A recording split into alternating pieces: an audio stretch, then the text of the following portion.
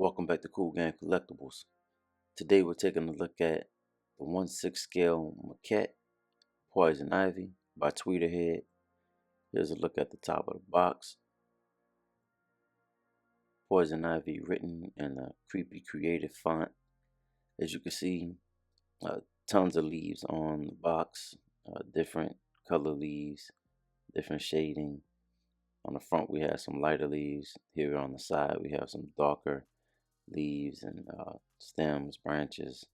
On the back, again, more of the lighter color leaves, just kind of setting the environment. Again, here on the side of the box, we have more leaves and stems, vines kind of growing.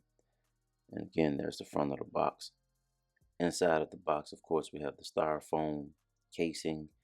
I really like how they put the handles on each side, just kind of making it easier to get this box or this styrofoam out of the art box.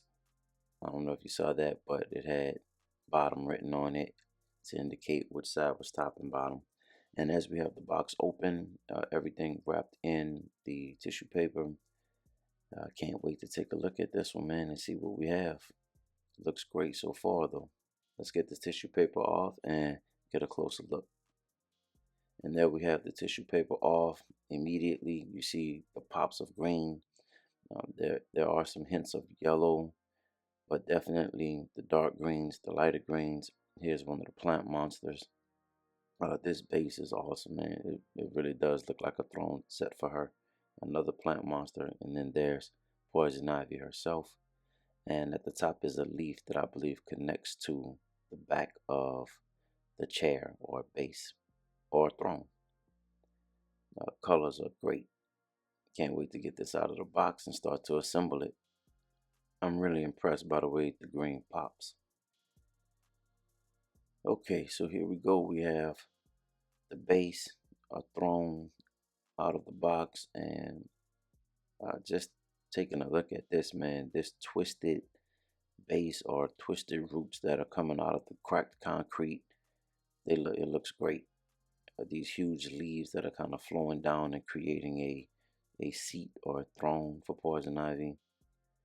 Again, those hints of yellow, the light greens, the dark greens, the way that they blend together are stunning. It looks really, really good. And this is a 1/6 scale with her seated, but the presence is great. I like the folds in the leaves, just great detail. Simplistic, but still very detailed. The base is very eye-catching. The different layers of grays, the different tones of grays that they use from the darker to the lighter, almost kind of a silver. It's just great. And the cracks in the concrete, they look great. Very, very detailed. It's really good, man. I really like this. Can't wait to get Poison Ivy seated and see how she looks. So there she is, seated on the throne. I really like the flesh tone. This one did come in a green variant as well. And on that one, the leaves are red instead of green.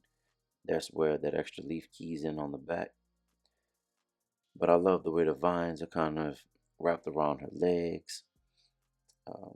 Whatever this outfit is she has on has the darker green to it. But it does compare well with the green that is on her legs from the vines growing up. And there you can see them on her wrist and on her arms. And there's that key in for the leaf on the back, which just kind of gives it a little more height on the back of it. So let's start adding the plant monsters. So here's a look at one of them that's kind of curled around. Now these do peg in. They are not keying in. Look at the teeth on this, man. You have multiple layers of teeth, the smaller teeth deeper inside of his mouth, but then you have the larger teeth more to the front of his mouth. The leaves going around I guess the neck of the plant monster. Those look really good, kind of that green yellowish color. Now let's take a look at the second plant monster. This one is a little bit shorter. Same detail, same effect. That pinkish kind of red color. The yellow leaves going around the neck. but you have those multiple layers of teeth as well. And this one does peg in. Just really good detail. I mean, I love how the teeth are um, kind of horror, but at the same time still animated. So there's both plant monsters on, and the effect that it gives the statue is great. I mean, obviously, these are her pets. These are her little henchmen, if you want to call them that, but definitely a part of her world. And again, it just looks great. Great detail. You can see the nail polish on her toes. You can see the polish on her fingers. Again, closer look at her face. Again, looking at the back of the base. Just really good. I'm actually really impressed with it. Initially, I did buy the Sideshow Premium format Deadly Nature, and that one is really good too. I just thought this one would fit better with my DC collection that I have in the background there.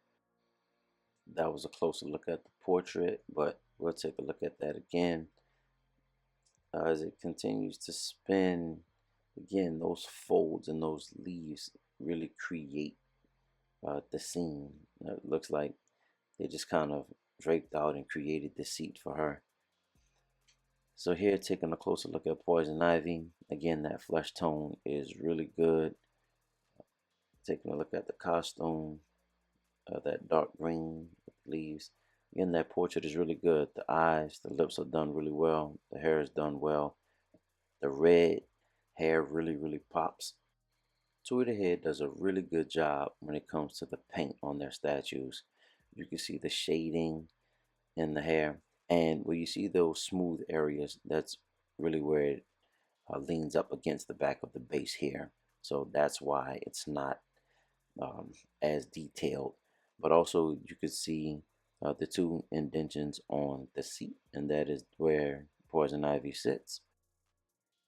And those indentions allow for her to sit a little more snug and safely onto the piece. Slightly magnetic, but didn't really feel like it was much of a magnetic pull. She just kind of sits right into those grooves. This piece is a part of Tweeterhead's 2.0 line. It stands at about 14 inches tall, and the collector's edition retailed at $340 with an edition size of 1500. There was an artist edition with an edition size of 50, and that one retailed at $350. And then the variant, green variant that I spoke of earlier, retailed at $405 with a limited edition of 550 pieces. Let's give some shout out to the artists involved. On the sculpt, we have Jack Matthews, Dan Aldridge, and Chris Wooden. And then for the design, we have Walter O'Neill and Andrew Calica. And then on the paint, we have Holly Nevelbart.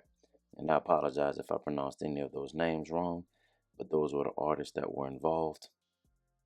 Now, this piece is a couple years old, but again, I had to add it because it just fits so well with the rest of my DC line. As you can see, I have the Justice League in the background there, and I do plan on adding more 1/6 maquettes from this Tweeterhead line. Looking forward to the Dark Side, looking at the Black Adam, and there's some other ones that are coming in, like the Batman. There's a retro Batman that I'm looking at, so stay tuned. We have a lot more coming to the museum. I do call my room the museum because we are showcasing fine art. But make sure that you like, comment, and subscribe. And as always, stay cool.